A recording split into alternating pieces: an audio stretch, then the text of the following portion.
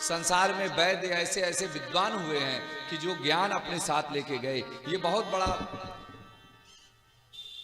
अब दुर्भावना कह लो, इसको द्वेष कह लो, कि जितने भी ऐसे उच्च कोटि के लोग होते हैं जिनके पास ज्ञान होता है, वो अपने ज्ञान को दूसरों को देना नहीं चाहते, या कोई ऐसी वस्तु जो संसार के काम में आए, हमने मेहनत करके प्राप्त की तो हम किसी दूसरे को क्यों दें।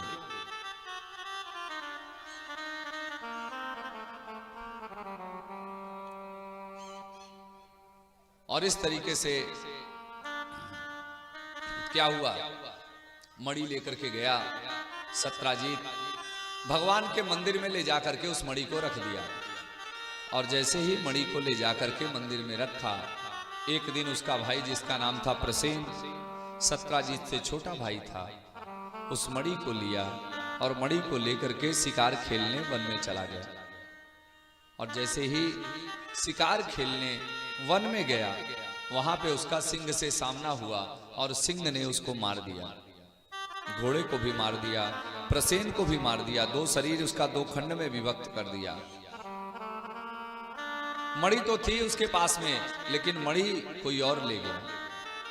यहां सूचना पहुंची है कि प्रसेन बहुत दिन हो गए नहीं आया, कहां चला गया प्रसेन।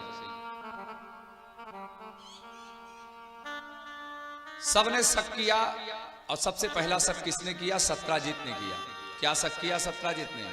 सत्राजीत ने शक ये किया कि उस दिन सभा के बीच में भगवान श्री कृष्ण की सभा में सबने कहा कि ये मणि कृष्ण को दे दो, कृष्ण बचपन के चोर हैं, बचपन में माखन चोरी करते थे, तो शायद हो सकता है इन्होंने ही उस मणि को क्या कर लिया, चुरा लिया और मेरे भाई को मरवा दिया। भगवान के ऊपर झूठा कलंक लगा। देखो, जब भगवान पे कलंक लगा तो भगवान ने कहा उस कलंक को धोने का भी काम मैं ही करूंगा। और भगवान अपने कुछ लोगों को साथ में लिए और लेकर के कहां पहुंच गए? जंगल में। जब भगवान वहां पहुंचे तो भगवान ने देखा कि सिंह के चरणों के चिन्ह